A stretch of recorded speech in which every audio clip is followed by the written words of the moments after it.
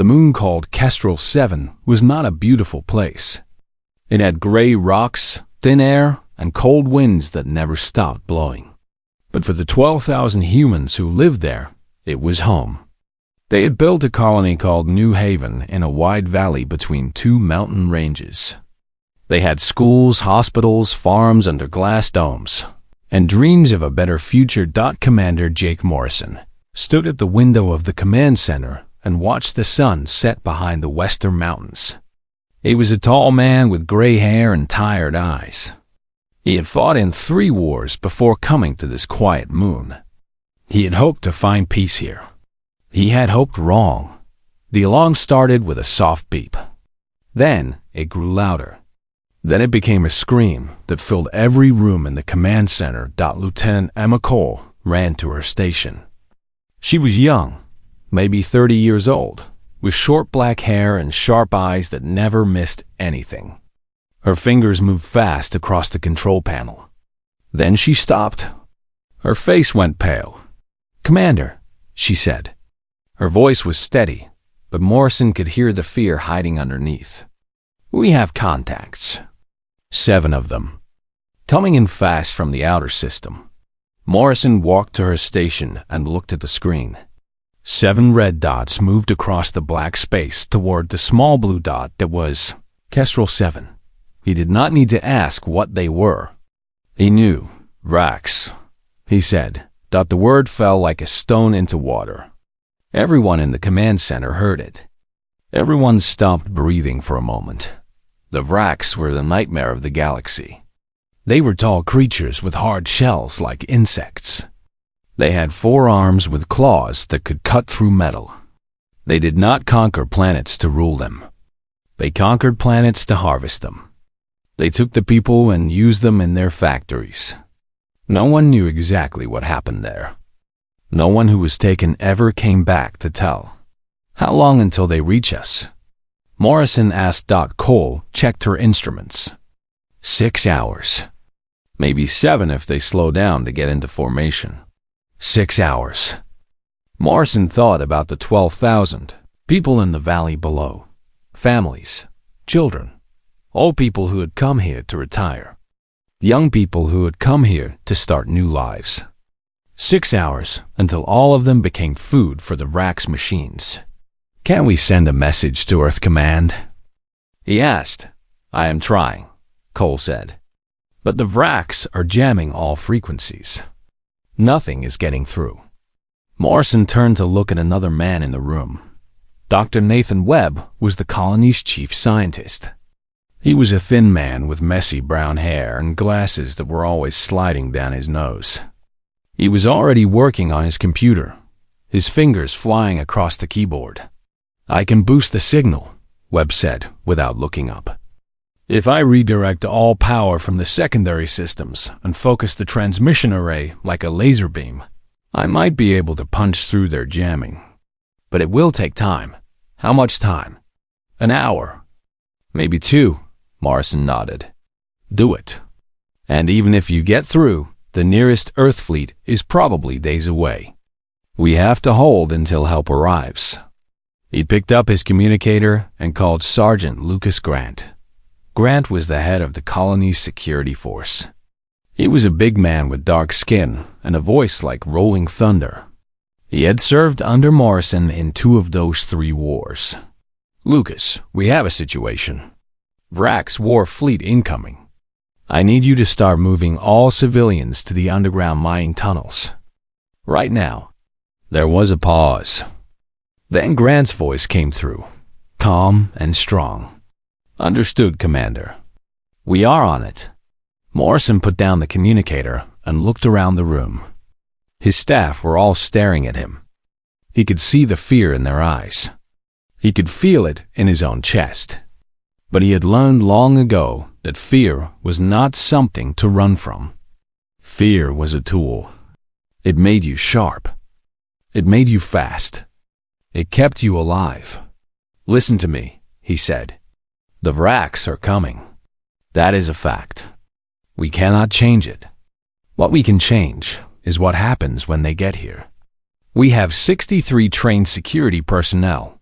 We have defensive turrets. We have walls and barricades. We have weapons and ammunition. But most of all, we have something the Vraxx will never understand. He paused and looked at each of them. We have something worth fighting for. Those are our people down there. Our families. Our friends. Our future. The Vraxx think we are weak. They think we will run and hide and beg for mercy. They are wrong. We are human. We do not beg. We fight. Lieutenant Cole stood up straighter. The fear was still in her eyes, but now there was something else too. Something hard and bright. What are your orders, Commander? She asked. Morrison allowed himself a small smile. Set up 3 defensive lines. The first at the outer wall. The second at the power plant. The third at the entrance to the tunnels. Every line buys time. Every minute we hold is another minute for Dr. Webb to get that message out. Another minute for help to arrive. He walked to the weapons locker and pulled out his rifle. It was an old weapon, scratched and worn from years of use. But it still worked. That was all that mattered. Cole, you stay here and coordinate the defense from the command center. Keep me informed of everything. Grant will command the first line. I will move between positions as needed. He checked his rifle and loaded it. The click of the ammunition sliding into place was a sound he knew well. It was a sound that meant bad things were coming. But it was also a sound that meant he was ready to meet them. One more thing, Morrison said as he walked toward the door. If we fall, if they break through, the order is to collapse the tunnel entrances. Bury them so deep that the Vraxx cannot dig them out. Maybe, just maybe, help will arrive before the air runs out. He did not say what everyone was thinking. That if help did not arrive, those tunnels would become tombs. That the best they could hope for was a quick death, instead of the slow horror of the Vraxx factories. That was not something Morrison would allow himself to think about. Not yet. Not while there was still a chance. He stepped outside into the cold wind. The sun had set now, and the stars were coming out. Somewhere up there, behind those beautiful points of light, 7 ships of death were racing toward them. Morrison looked up at the sky and made a silent promise. The Vraxx would not take his people without a fight. They would pay for every inch of ground. They would pay in blood. He started walking toward the outer wall, where his soldiers were already taking positions. Behind him, the lights of New Haven glowed warm and bright against the darkness. In front of him, the darkness waited. The battle for Kestrel 7 was about to begin. The Vraxx ships came down from the sky like falling stars. They were ugly things, all sharp angles and dark metal, designed not for beauty but for war. They landed on the plains east of New Haven, far enough to be safe from the colony's defensive turrets, close enough to launch their attack before the sun rose. Commander Morrison watched from the outer wall as the ships opened their doors. What came out made his blood run cold. Vraxx warriors were tall, nearly 8 feet from ground to head. Their bodies were covered in hard shells the color of dried blood. They had 4 arms, each ending in claws that curved like swords. Their faces had no expression because they had no faces. Just smooth plates with many small eyes and mouths filled with teeth like needles. There were thousands of them. They poured out of the ships like water from a broken dam. They formed lines and columns with perfect order. Then, without any signal that Morrison could see, they started to march. The ground shook with their steps. "All positions, get ready," Morrison said into his communicator. "They are coming." Sergeant Lucas Grant stood at the eastern barricade with 20 soldiers. They had built walls from shipping containers and metal plates. They had set up automated turrets at every corner. It was not much, but it was something. Corporal Ryan Peters was beside Grant. He was a young man, maybe 25, with red hair and freckles. He had joined the security force because he wanted adventure. Now he was getting more adventure than he had ever wanted. "Steady," Grant said to his soldiers. "Do not fire until I give the order. Let them get close. Make every shot count." Private Olivia Nash was behind the barricade, checking her medical kit for the third time. She was a medic, not a fighter. She had trained to save lives, not to take them. But today, she knew she might have to do both. Her hands were shaking. She made them stop. The Vraxx came closer. 500 meters. 400. 300. 300. "Now," Grant said. The barricade exploded with light and sound. Rifles fired. Turrets roared. The first line of Vraxx warriors fell like cut wheat. Green blood splashed across the gray rocks. But the Vraxx did not stop. They did not slow down. They stepped over the bodies of their fallen and kept coming. More fell. More came. It was like trying to stop the ocean with a wall of sand. A Vraxx warrior reached the barricade. Its claws cut through the metal plate like it was paper. Grant shot it in the head. 2 more took its place. Peters threw a grenade that blew them into pieces. 4 more came.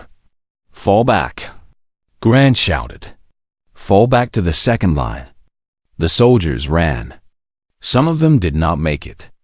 Private Nash saw a young man, barely more than a boy, get pulled down by Vraxx claws. She wanted to help him. She could not help him.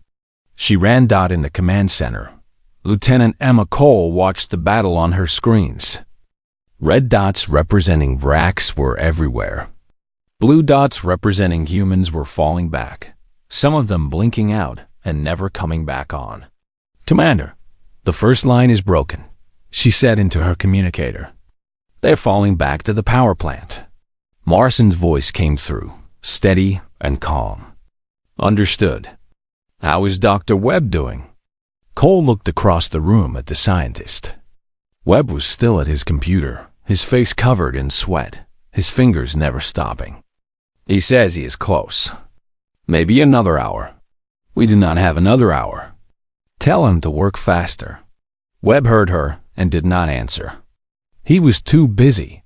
The Vraxx jamming signal was strong, but he had found a weak spot, a tiny gap in their electronic wall. If he could focus all the colony's power into one massive burst, he could push a message through that gap. It would be like throwing a dart through a keyhole. Impossible, but impossible was all they had. Outside, the battle continued.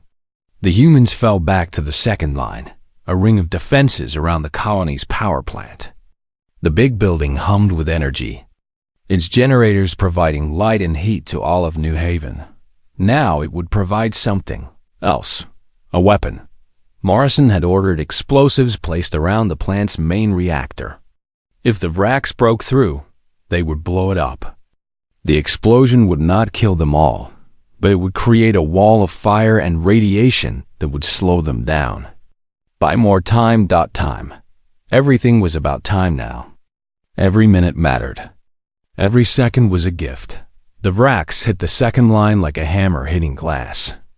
They did not use tactics or strategy. They did not need to. They had numbers. They had strength. They had no fear.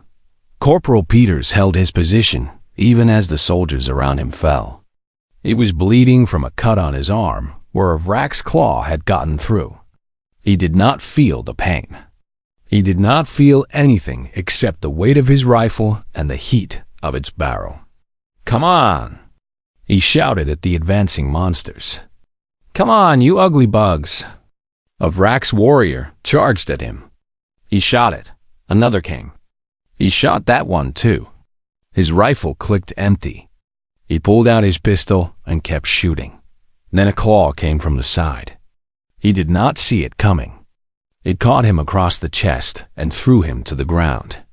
He lay there, looking up at the dark sky, wondering if he would see the stars one more time before he died. But he did not die.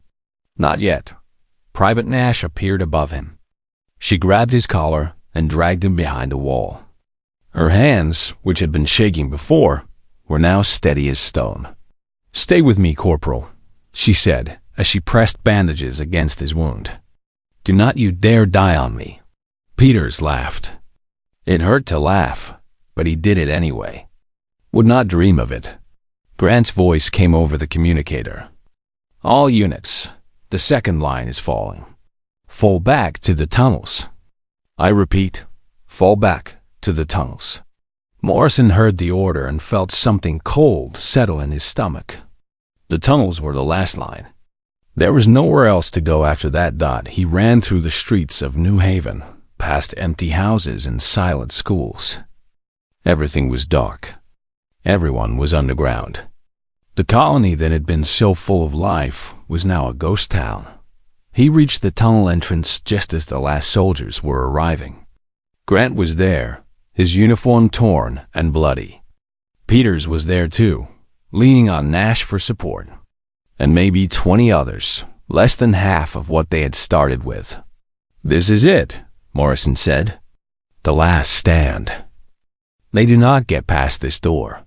He looked at the faces around him. They were tired. They were hurt. They were scared. But they were still standing. They were still fighting. Behind that door, 12,000 people were waiting in the dark. Children who did not understand why they had to hide. Parents who knew exactly why and wished they did not. Old people who had seen wars before and had hoped to never see another. Morrison raised his rifle. "From New Haven," he said. From New Haven, his soldiers answered. And then the Vraxx came. And there was no more time for words. The tunnel entrance was a wide door made of thick steel, built into the side of a rocky hill.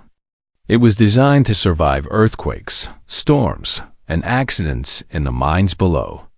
It was not designed to survive what was coming now. "Commander." Morrison stood in front of that door with his 17 remaining soldiers. They had built a barricade from broken vehicles, metal sheets, and anything else they could find. It was not much. It would not hold for long, but it was all they had. The Vraxx came down the main street of New Haven like a river of death. Their feet crushed the pavement. Their claws scraped against buildings. Their strange clicking sounds filled the air like the noise of a million insects. "Hold your fire," Morrison said quietly. "Wait until you can see the whites of there. Well, wait until they are close." Sergeant Grant stood beside him, his big hands wrapped around a heavy machine gun. Blood ran down the side of his face from a wound on his head, but he did not seem to notice. His eyes were fixed on the enemy. "It has been good serving with you, Commander," Grant said. "Save that talk for later, Lucas. We are not dead yet." The first Vraxx reached the barricade. Morrison opened fire. Everyone opened fire. The night turned into day with the flash of weapons. The sound was so loud it hurt to hear. Vraxx fell. 10, 20, 50, but more came. Always more. They climbed over the bodies of their dead like they were stepping stones. They hit the barricade and started to tear it apart. A claw reached through a gap in the metal. Grant grabbed it and pulled. The Vraxx on the other side was strong, but Grant was strong too. He pulled the alien through the gap and smashed its head with the butt of his gun. "Come on," he roared. "Is that all you have?" More claws. More teeth. More bodies pressing against the barricade. The metal started to bend inside the tunnels. 12,000 people listened to the battle. They could not see it, but they could hear it. The gunfire. The explosions. The screams. Children cried. Adults held them and tried to look brave. Helen Cross walked among them, offering words of comfort she did not feel. She was the colony administrator, a woman of 50 with gray hair and kind eyes. Her job was to manage budgets and approve building permits. Now her job was to keep people calm while the world ended outside. "It will be okay," she told a young mother holding a baby. "Our soldiers are strong. Help is coming." She did not know if help was coming. She did not even know if anyone had heard their distress call. But she said it anyway because sometimes a lie was kinder than the truth. In the command center, Lieutenant Emma Cole watched the battle on her screens. The blue dots were almost gone now. Only a handful remained, clustered around the tunnel entrance. The red dots surrounded them completely. "Dr. Webb," she said, "please tell me you have something." Webb slammed his hand on his computer and laughed. It was not a happy laugh. It was the laugh of a man who had just done the impossible. "It is done," he said. "The message is out. I pushed it through their jamming. Someone somewhere heard us." Cole felt tears in her eyes. "How long until help arrives?" Webb's laugh died. "I do not know. Maybe hours. Maybe days. Maybe never. I just know the message got out. Maybe never." Cole looked at the screen. At the rate the soldiers were falling, they had maybe 30 minutes left. "Maybe less. I am going outside," she said. "What?" "Lieutenant, you cannot." But she was already gone. She grabbed a rifle from the weapons locker and ran out the door. If she was going to die, she would die fighting. Outside, the battle had become a nightmare. The barricade was half destroyed. Vraxx warriors were climbing over it like ants over a hill. The soldiers fought hand to hand, using knives and fists when their guns ran empty. Private Nash dragged another wounded soldier to safety. It was the fifth one in the last 10 minutes. Her hands were red with blood that was not her own. Her face was set in a mask of concentration. Corporal Peters was on his feet again, fighting despite his wounds. A Vraxx knocked the gun from his hands. He grabbed a piece of metal and swung it like a club, cracking the alien's shell. Another Vraxx came at him. Then another. He kept swinging. Then, suddenly, everything stopped. The Vraxx pulled back. They stopped attacking and stood in neat lines, watching the humans with their many small eyes. The silence was almost worse than the noise. A new Vraxx walked forward. It was bigger than the others, nearly 10 feet tall. Its shell was covered in scars and strange symbols. Morrison knew what this was. A Supreme Commander. The leader of the invasion. The creature made clicking sounds that a small device on its chest translated into human words. The voice was cold and empty, like a recording. "Humans, your resistance has been noted. It has been entertaining, but now it ends." Morrison stepped forward. Blood dripped from his wounds. His rifle was empty. He had a knife in his hand, nothing more. But he stood tall. "It ends when we say it ends," he said. "Not before." The Supreme Commander made a sound that might have been laughter. "You have courage. That is good. Courage produces better results in the factories. Your screams will be louder. Your pain will be deeper. The harvest will be rich." Morrison said nothing. There was nothing to say. The Supreme Commander turned and clicked orders to its warriors. They parted to reveal a massive machine behind them. It was a weapon, a cannon of some kind, with a barrel as wide as a man and coils that glowed with terrible energy. "This is a siege cannon," the Supreme Commander explained. "It is designed to break through the shields of warships. Your little wall will not slow it down. Your little door will not protect your people. In 10 seconds, you will all be dead." The cannon powered up. The glow became brighter. The air itself seemed to shake. Morrison looked at his soldiers. At Grant, bloody but unbroken. At Peters, barely standing but still defiant. At Nash, her hands steady, her eyes fierce. At Cole, who had just arrived and was already aiming at the enemy. "It has been an honor," Morrison said. "The honor was ours," Grant replied. The siege cannon reached full power. The Supreme Commander raised one of its 4 arms, and then the sky exploded. The sound was like nothing anyone had ever heard. It was thunder. It was an earthquake. It was the roar of an angry god. Everyone, human and Vraxx alike, looked up at the sky. The clouds split apart as something massive came through them. It was so big that the mind had trouble understanding what it was seeing. 4 kilometers of metal and weapons, shaped like a giant arrow, pointed at the ground. Lights blazed along its sides. Engines burned blue fire at its back. It came down through the atmosphere like a falling mountain, but a mountain that was completely under control. The letters on its side were visible even from the ground. Use Retribution. An Earth Dreadnought. Commander Morrison felt his legs go weak. He had seen dreadnoughts before, in pictures and videos. He had never seen one in person. He had never understood how big they were, how powerful, how terrifying. Now he understood. The Vraxx understood too. For the first time, they showed something that looked like fear. Admiral Thomas Reed stood on the bridge of the Retribution, looking down at the scene below. He was an older man with white hair and eyes like chips of ice. He had commanded ships for 30 years. He had fought in a dozen wars.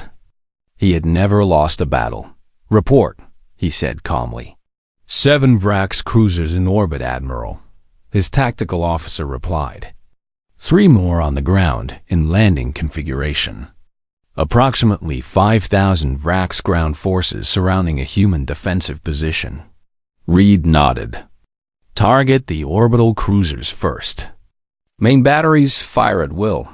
The Retribution's main guns were designed to destroy other capital ships. Each shot contained more energy than a nuclear bomb. The Dreadnought had 40 of them.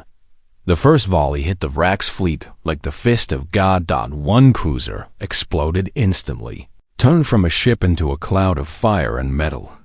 A second cruiser tried to raise shields. The shields lasted half a second before collapsing. The ship died a moment later. A third cruiser turned to run. It was faster than the others. It was not fast enough. A tracking shot caught it from behind and blew it into pieces. In 10 seconds, 3 Vraxx cruisers were gone. In 20 seconds, 2 more followed them. The last 2 tried to jump to faster than light speed. 1 made it. 1 did not. Orbital space is clear, the tactical officer reported. Targeting ground forces. Reed shook his head. No, we might hit our own people. Launch the Marines. Drop pod shot from the belly of the Retribution like seeds from a dying flower. Hundreds of them, each one containing a squad of Marines in powered armor.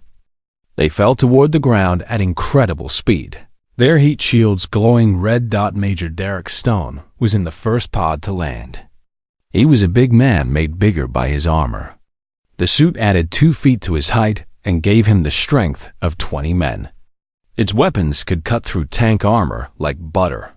The pod hit the ground hard enough to crack concrete. The doors blew off.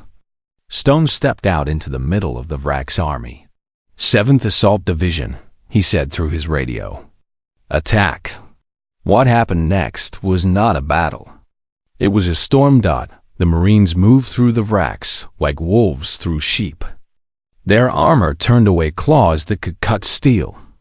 Their weapons tore through alien shells like they were made of paper. They were fast. They were strong. They were angry. The Vraxx tried to fight back.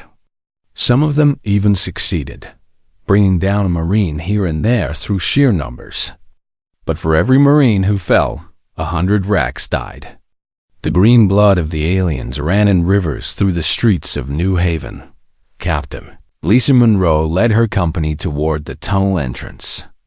She had received the location from Lieutenant Cole's emergency broadcast. Save the civilians. That was her mission.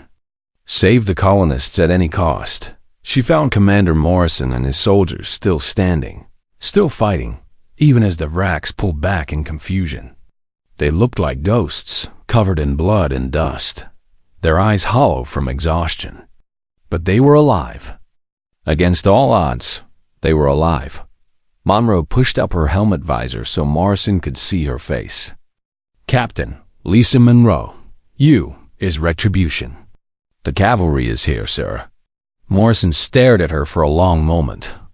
Then he laughed. It was a broken sound, half joy and half disbelief. You took your time, he said. Monroe smiled. Traffic was bad. Behind them, the battle was ending. The Vraxx had no answer to the Marines. They could not fight them and could not run from them. The Dreadnought's cannons destroyed any ship that tried to take off.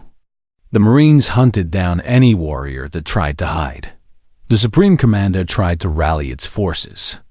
It stood on top of a building, clicking orders, demanding that its warriors stand and fight. Major Stone saw it. Admiral, Stone said into his radio, I have eyes on the enemy commander.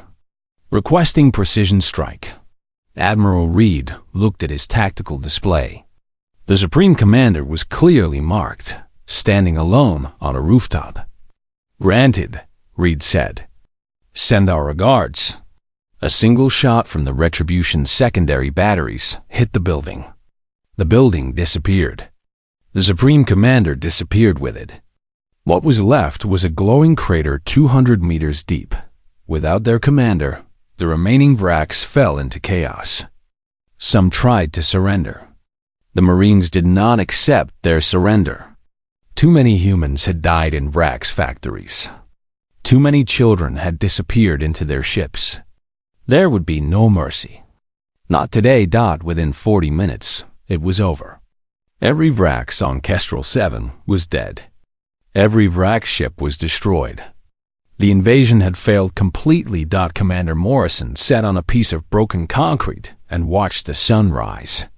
He could not remember the last time he had slept.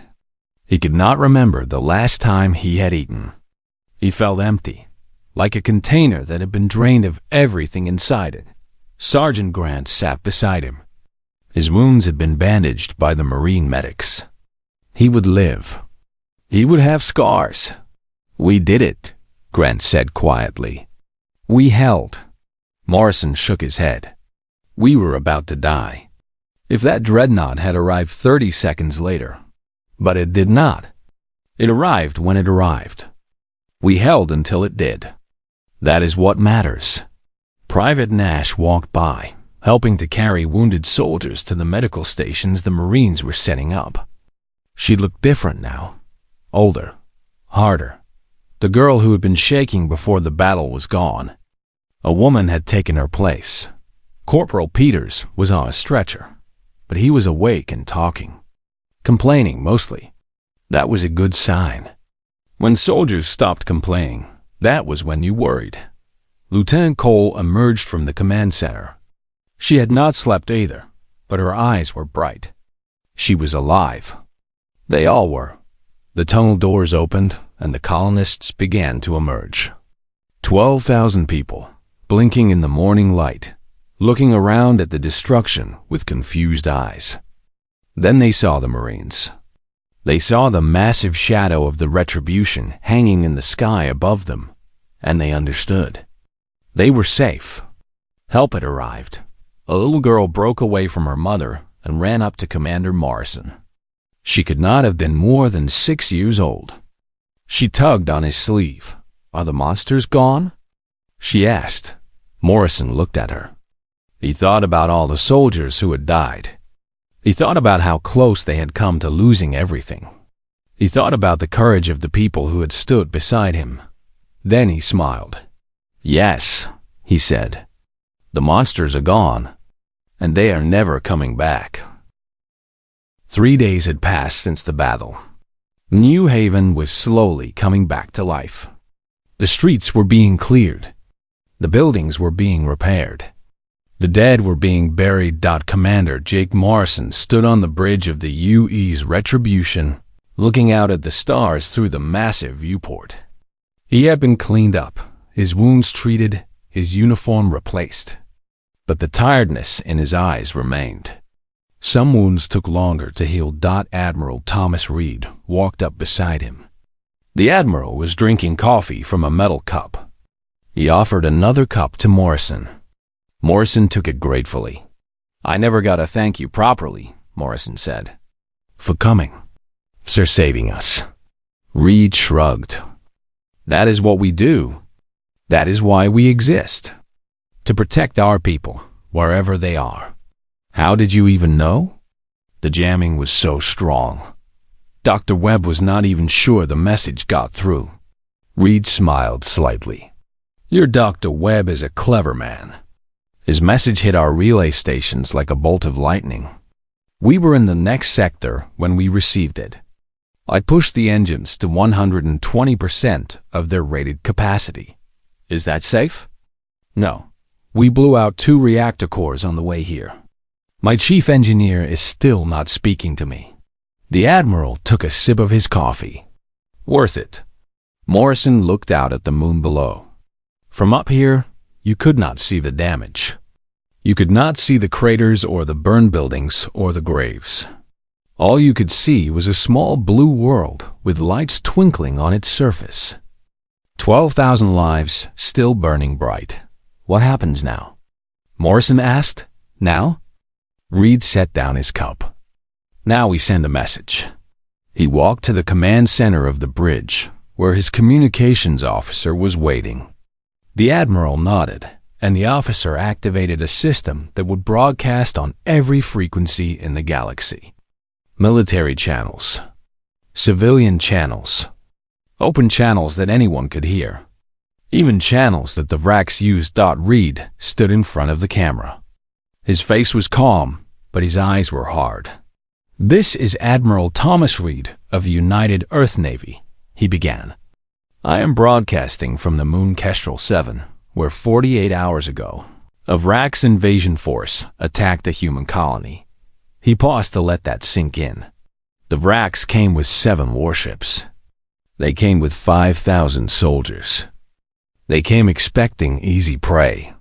They came expecting to take our people and use them in their factories, just as they have done to so many others across this galaxy. His voice grew colder. They were wrong. Behind him, the main screen lit up with footage from the battle. The Dreadnought destroying the Vraxx cruisers. The Marines cutting through the enemy army. The siege cannon that never got to fire. The glowing crater where the Supreme Commander had stood. "Every Vraxx who landed on this moon is dead," Reed continued. "Every ship that approached this world is debris. We lost 42 soldiers in the defense of New Haven. 42. Heroes who gave their lives so that 12,000 civilians could live. Their names will be remembered. Their sacrifice will never be forgotten." He stepped closer to the camera. "But this message is not about them. This message is about what comes next. This message is for the Vraxx Empire, and for every other species in this galaxy that might look at humanity and see weakness. That might look at our small ships and our young civilization and think we are easy targets." Admiral Reed's voice dropped to something cold and dangerous. "Wherever humans go, we build. We create. We dream. We make homes for our children and gardens for our elders. We are not conquerors. We do not seek war. But if war comes to us, we will meet it. If our people are threatened, we will defend them. And if our enemies think our mercy is weakness, we will teach them otherwise." He straightened his shoulders. "Come for us if you dare. Attack our colonies. Threaten our families. See what happens. The UE's retribution is one of 50 dreadnoughts in the Earth fleet. We have thousands of smaller warships. We have millions of soldiers. And every single one of them has sworn an oath to protect humanity, wherever it lives, whatever the cost." He paused. The Vraxx thought they knew what humans were capable of. They were wrong. We are stronger than they imagined. We are more stubborn than they believed. We will never surrender. We will never stop fighting. And we will never, ever forgive those who hurt our people. He looked directly into the camera. "Remember this day. Remember Kestrel 7. Remember what happened to those who attacked us. And ask yourself, is that really what you want? Is humanity really the enemy you want to make? He stepped back. This message ends now. But our watch continues forever. The broadcast stopped. Silence filled the bridge. Then, slowly, the crew began to applaud. It started with one officer, then spread to another, then another, until the whole bridge was filled with the sound. Reed waved them quiet. That is enough? Back to work. We have a colony to rebuild. Morrison watched the Admiral return to his duties. He thought about everything that had happened. The terror of the invasion. The desperation of the defense. The miracle of the rescue. And now this. A message that would echo across the stars. A warning and a promise. Down on the surface of Kestrel 7, the colonists heard the broadcast too. They gathered in the streets, in the shelters, and the medical tents where the wounded were recovering. They listened to Admiral Reed's words. And when he finished, they cheered. Helen Cross stood among them, tears running down her face. She had spent 3 days helping to count the dead and comfort the living. She had wondered, more than once, if the colony could survive this. Now she knew they would survive. They would rebuild.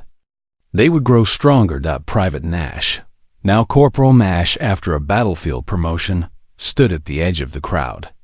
She was looking at a row of graves that had been dug on a hillside overlooking the valley. 42 graves. 42 heroes. Corporal Peters would have been one of them if she had not dragged him to safety. Peters walked up beside her. He was still bandaged, still limping, but alive. "You know," he said, "I was going to ask for a transfer before all this happened. Thought this moon was too boring. Not enough action." Nash almost laughed. Almost. "And now? Now I am staying. Someone has to protect this place. Might as well be me." They stood together in silence, watching the sun set behind the mountains. The same mountains that had witnessed the battle. The same mountains that would witness the rebuilding. Commander Morrison joined them a few hours later, after the Retribution had moved to a higher orbit. He looked tired, but there was something new in his eyes. Something that had not been there before. Hope. "You did good," he told them. "All of you. I am proud to have served with you. What happens to us now?" Nash asked. Morrison smiled. "Now?